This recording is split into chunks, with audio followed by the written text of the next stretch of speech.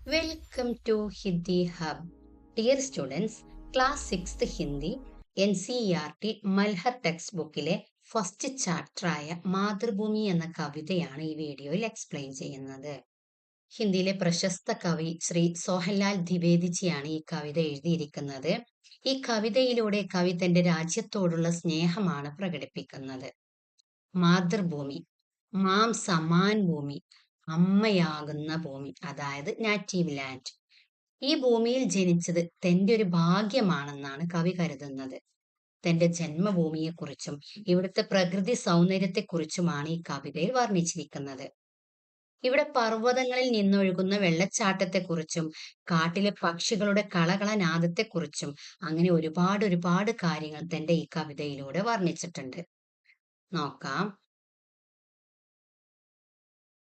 ऊंचा गड़ा ഹിമാലയ ആകാശ് ചുമത്താ ഹേ. ഊഞ്ചാഗഡ ഉയർന്നു നിൽക്കുന്ന ഹിമാലയ പർവ്വതം ആകാശ് ചുമത്താ ഹേ ആകാശത്തെ ചുംബിക്കുന്നു. നമ്മുടെ ഭാരതത്തിലെ അഭിമാനത്തോടു കൂടി ഉയർന്നു നിൽക്കുകയാണ് അല്ലെ ഹിമാലയ പർവ്വതം. എന്നിട്ട് ആകാശത്തെ ചുംബിക്കുന്നത് പോലെ തോന്നുന്നു. നീച്ചെ ചരൺ തലേ ചുക്ക് നിത് സിന്ധു ചുമത്താഹെ. നീച്ചെ താഴെ, ചരൺ കാല്, തലെ കാലുകൾക്കടിയിൽ, ചുക്ക് കുനിഞ്ഞു നിന്ന്, നിത്ത് നിത്യവും, സിന്ധു സമുദ്രം, ചൂമുത്താഹെ ആടി ഉലയുന്നു. ഹിമാലയത്തിന്റെ താഴെ കാലുകൾക്കടിയിൽ കുനിഞ്ഞു നിന്നുകൊണ്ട് നിത്യവും സമുദ്രം ആടി ഉലയുന്നു. ഇങ്ങനെ പറഞ്ഞിട്ടുണ്ട്. ഹിമാലയം വളരെ ഉയരത്തിൽ തല ഉയർത്തി അഭിമാനത്തോടു കൂടി നിൽക്കുന്നു. അതിന്റെ ഉയരം ആകാശത്തെ തൊടുന്നത് പോലെ തോന്നുന്നു. അതിന്റെ ചുവട്ടിൽ വിനയത്തോടെ താഴ്ന്നു നിൽക്കുന്നത് പോലെ സമുദ്രം എപ്പോഴും തിരമാലകൾ കൊണ്ട് ആടിക്കളിച്ചു കൊണ്ടിരിക്കുന്നു. നമ്മുടെ ഇന്ത്യയുടെ നോർത്ത് ഈസ്റ്റ് ഭാഗത്താണ് ഹിമാലയം സ്ഥിതി ചെയ്യുന്നത് അല്ലെ. ഇന്ത്യയുടെ കിരീടം പോലെയാണ് അത് നിൽക്കുന്നത്. അതുപോലെ നമ്മുടെ ഭാരതത്തിന്റെ താഴെ സൗത്ത് സൈഡിലാണ് ഇന്ത്യൻ മഹാസമുദ്രം ഒഴുകുന്നത്. അത് നമ്മുടെ ഭാരതത്തിന്റെ കാൽപാദങ്ങൾ കഴുകുന്നത് പോലെയാണ് കവി പറയുന്നത്. അടുത്ത വരികൾ നോക്കാം. ഗംഗ യമുന ത്രിവേണി നദിയാം ലഹർ രഹി ഹൈ, ജഗ്മഗ് ചടാ നിരാലി പഗ് പഗ് ചഹർ രഹി ഹൈ.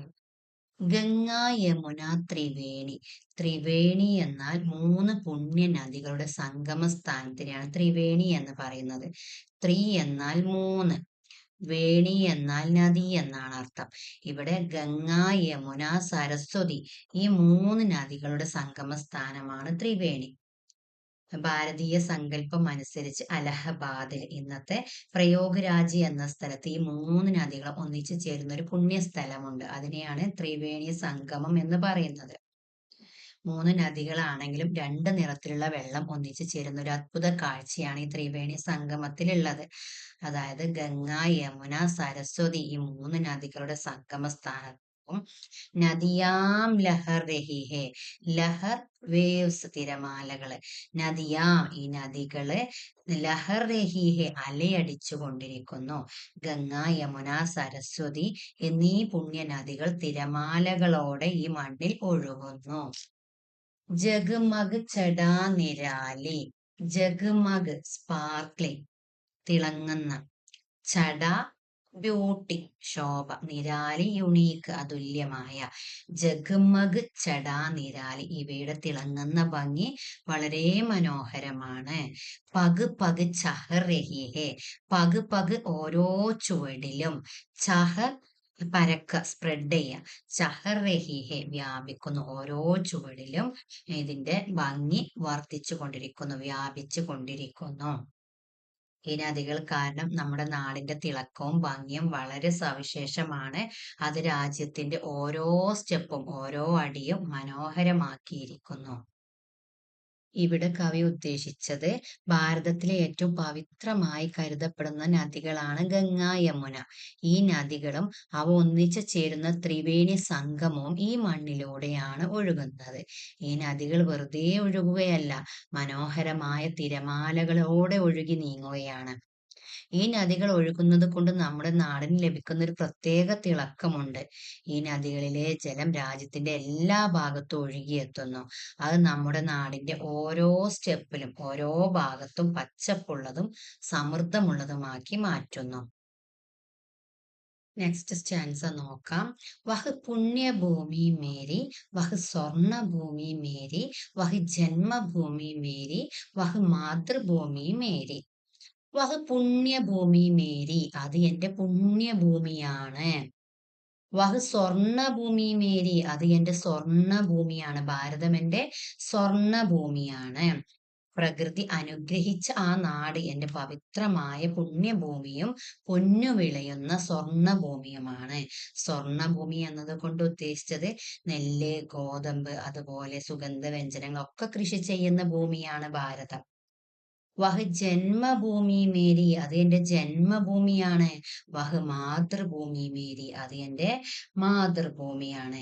ഞാൻ ജനിച്ചു വളർന്ന എന്റെ ജന്മഭൂമിയും എന്റെ അമ്മയെ പോലുള്ള മാതൃഭൂമിയും അത് തന്നെയാണ്. ഇവിടെ കവി ഉദ്ദേശിച്ചത് നന്മകളും സമൃദ്ധിയും നിറഞ്ഞ നാടാണ് ഭാരതം. ഞാൻ ജനിച്ചു വീണത് ഈ ഭാരതത്തിലാണ്. എന്റെ പുണ്യഭൂമിയും സ്വർണഭൂമിയും ജന്മഭൂമിയും മാതൃഭൂമിയും ഇവിടം തന്നെയാണ്.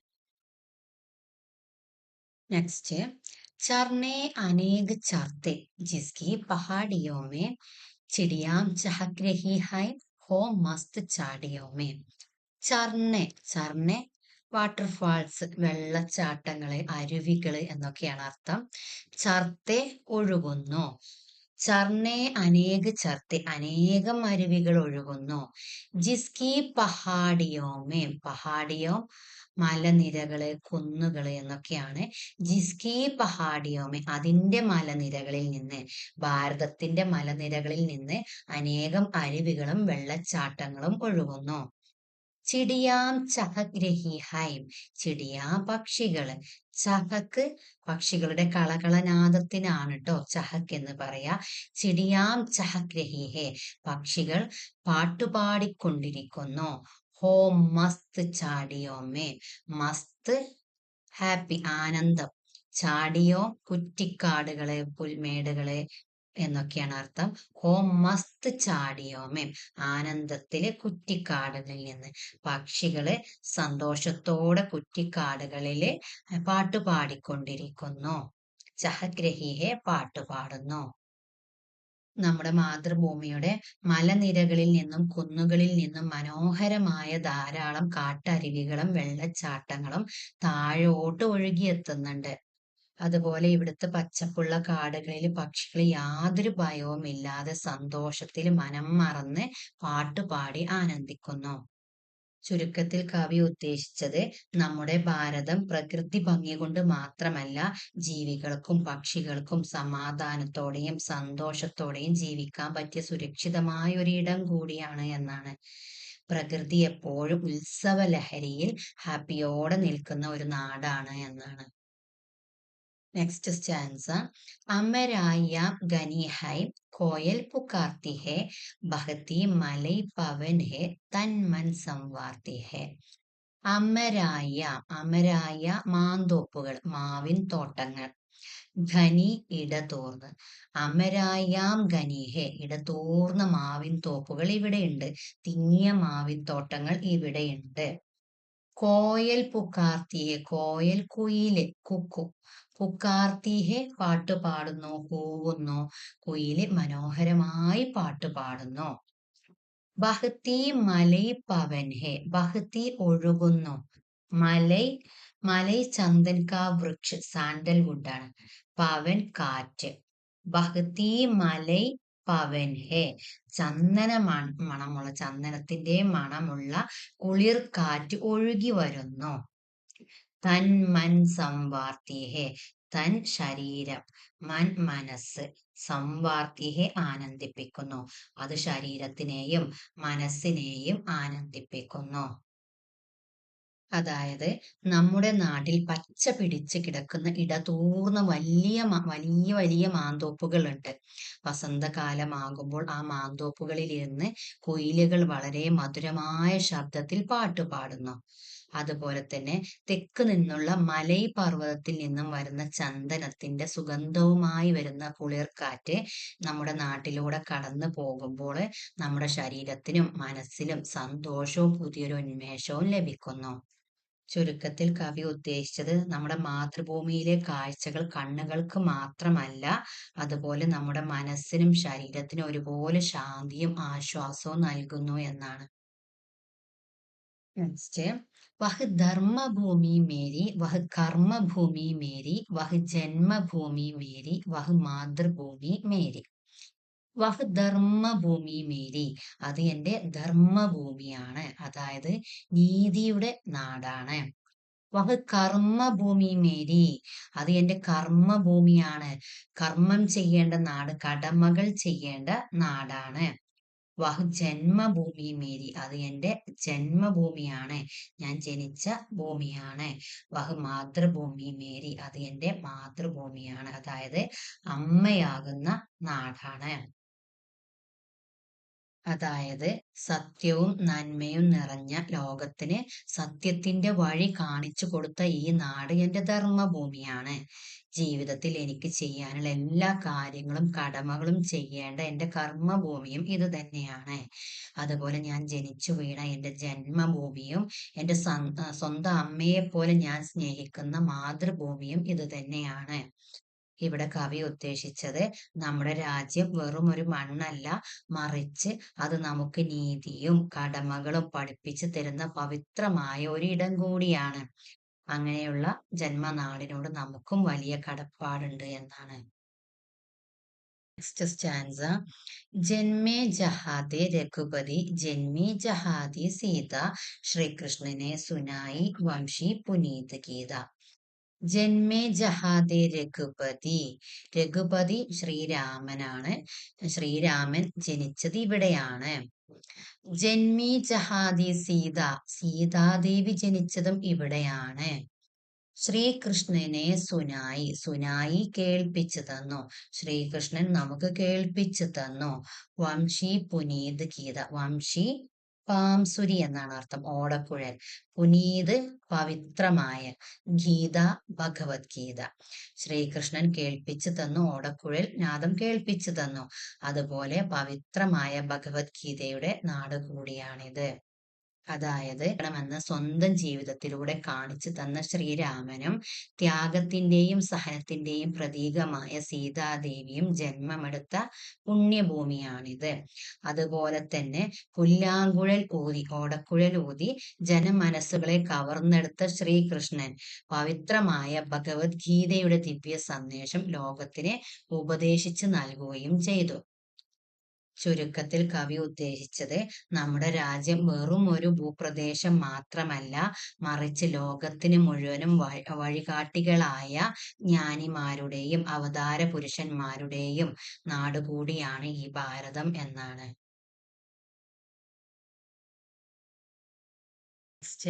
गौतम ने जन्म लेकर जिसका सुयश बढ़ाया, जग को दया सिखाई, जग को दिया दिखाया. ഗൗതം നെ ജന്മ ലേക്കർ, ഗൗതം ഗൗതമ ബുദ്ധൻ, ബുദ്ധൻ ഇവിടെയാണ് ജന്മമെടുത്തത്. ജന്മലേക്കർ, ജന്മമെടുത്തത്. ബുദ്ധൻ ഇവിടെയാണ് ജനിച്ചത്. ജിസ്കാ സുയഷ് ബഡായ, സുയഷ് എന്ന് വെച്ചാൽ ഫെയിം, പ്രശസ്തി, കീർത്തി എന്നൊക്കെയാണ്. ബഡായ വർദ്ധിപ്പിച്ചു. ഗൗതമ ബുദ്ധൻ ജനിച്ചത് കൊണ്ട് അതിന്റെ കീർത്തി വർദ്ധിപ്പിച്ചു, ഭാരതത്തിന്റെ കീർത്തി വർദ്ധിച്ചു. ജഗ് കോ ദയാ സിക്കായി, ജഗ് വേൾഡ്, ലോകം, ദയ ദയ, സിക്കായി പഠിപ്പിച്ചു, ലോകത്തിന് മുഴുവൻ അദ്ദേഹം കരുണയും ദയയും പഠിപ്പിച്ചു കൊടുത്തു. ജഗ് കോ ദിയാ ദിക്കായ, ദിയ പ്രകാശം, വെളിച്ചം എന്നൊക്കെയാണ്. ദിക്കായ കാണിച്ചു കൊടുത്തു, ലോകത്തിന് വെളിച്ചം കാണിച്ചു കൊടുത്തു, ലോകത്തിന് അദ്ദേഹം ജ്ഞാനത്തിന്റെ വെളിച്ചം കാണിച്ചു കൊടുത്തു.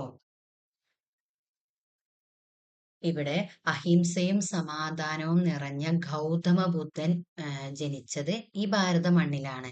അദ്ദേഹം ഇവിടെ ജനിച്ചത് വഴി നമ്മുടെ രാജ്യത്തിന്റെ കീർത്തി ലോകമെമ്പാടും ഉയർന്നു. അദ്ദേഹം ജനങ്ങൾക്ക് സ്നേഹവും കരുണയും പഠിപ്പിച്ചു കൊടുത്തു. അതുപോലെ തന്നെ ജനങ്ങൾക്ക് സത്യത്തിന്റെ വെളിച്ചം കാണിച്ചു കൊടുക്കുകയും ചെയ്തു. ഇതുപോലെയുള്ള മഹത്തുക്കൾക്ക് ജന്മം നൽകിയ നാടാണ് എന്നാണ് ഉദ്ദേശിച്ചത്. നെക്സ്റ്റ്, വഹ് യുദ്ധഭൂമി മേരി, വഹ് ബുദ്ധഭൂമി മേരി, വഹ് മാതൃഭൂമി മേരി, വഹ് ജന്മഭൂമി മേരി. വഹ് യുദ്ധഭൂമി മേരി, അത് എന്റെ യുദ്ധഭൂമിയാണ്. അനീതിക്കെതിരെ പോരാടിയ ഭൂമിയാണ്. വഹ് ബുദ്ധഭൂമി മേരി, അത് എന്റെ ബുദ്ധഭൂമിയാണ്. അതായത് ശാന്തിയുടെ ഭൂമിയാണ്. വഹ് മാതൃഭൂമി മേരി, അത് എന്റെ മാതൃഭൂമിയാണ്. വഹ് ജന്മഭൂമി മേരി, അത് എന്റെ ജന്മഭൂമിയാണ്. അതായത് നമ്മുടെ ഭാരതം മഹാഭാരതം പോലുള്ള ധർമ്മയുദ്ധങ്ങൾ നടന്ന മണ്ണാണ്. അതുപോലെ തന്നെ ലോകത്തിന് മുഴുവൻ സമാധാനത്തിന്റെ സന്ദേശം നൽകിയ ശ്രീബുദ്ധന്റെ പവിത്രമായ ബുദ്ധഭൂമി കൂടിയാണ്. അതായത് കവി ഉദ്ദേശിച്ചത് അനീതിയും തെറ്റുകളും കണ്ടാൽ അനീതിക്കെതിരെ ധീരമായി പോരാടുന്നതും അതേസമയം ഉള്ളിൽ എല്ലാവരോടും കരുണയും ശാന്തിയും പുലർത്താനും ഈ മണ്ണ് നമ്മെ പഠിപ്പിക്കുന്നു.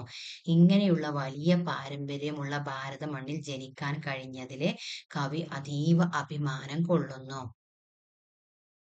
ഓക്കെ, ഇത്രയാണ് ഈ കവിത വന്നിട്ടുള്ളത്.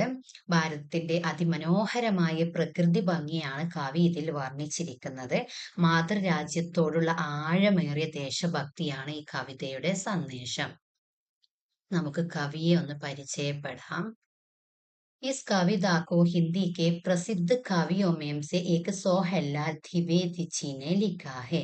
ഈ കവിത ഹിന്ദിയിലെ പ്രശസ്തരായ കവികളിൽ ഒരാളായ സോഹൻലാൽ ദ്വിവേദിജിയാണ് എഴുതിയിരിക്കുന്നത്. ഉൻകാ ജന്മ ആജ് സെ ലഗ്ഭഗ് 125 സാൽ പഹലെ ഹുവാ താ. അദ്ദേഹത്തിന്റെ ജനനം ഇന്നത്തേക്ക് 125 വർഷങ്ങൾക്ക് മുൻപായിരുന്നു. उस समय अंग्रेजों का भारत पर ആധിപത്യത. ആ സമയത്ത് ഇന്ത്യയിൽ ബ്രിട്ടീഷുകാരുടെ ആധിപത്യമാണ്. ഉനോനെ അപ്നി ലേഖനി സെ അംഗ്രേസോं का विरोध किया. അദ്ദേഹം തന്റെ എഴുത്തിലൂടെ ബ്രിട്ടീഷുകാരെ എതിർത്തു. ഉൻകി ലേഖനി കാ സബ്സെ പ്രിയ വിഷയ ദേശഭക്തി. അദ്ദേഹത്തിന്റെ എഴുത്തുകളിൽ ഏറ്റവും പ്രിയ വിഷയം ദേശഭക്തി, രാജ്യസ്നേഹമായിരുന്നു. ഭാരത് കെ ഗൗരവ് കാ ഗാൻ കർണ ഉനെ ബഹുത്ത് പ്രിയത. ഭാരതത്തിന്റെ അഭിമാനത്തിനെ കുറിച്ച് പാട്ട് പാടുക എന്നത് അദ്ദേഹത്തിന് ഇഷ്ടമുള്ള കാര്യമായിരുന്നു. ഉൻകി കുച്ച് ഔർ ചർച്ചിത രചനായെ ബഡേ ചലോ, കോഷിഷ് കർണേ വാലോം കി ഹാർ നഹീം ഹോത്തി ആദി. അദ്ദേഹത്തിന്റെ പ്രശസ്തമായ മറ്റു ചില കൃതികളാണ് ബഡേ ചലോ, അതുപോലെ കോഷിഷ് കർണേ വാലോം കി ഹാർ നഹീം ഹോത്തി തുടങ്ങിയവ. മക്കളെ, നിങ്ങൾക്ക് നമ്മുടെ വീഡിയോ യൂസ്ഫുൾ ആകുന്നുവെങ്കിൽ ലൈക്ക് ചെയ്യാനും സബ്സ്ക്രൈബ് ചെയ്യാനും മറന്നു പോകരുതേ. Thank U.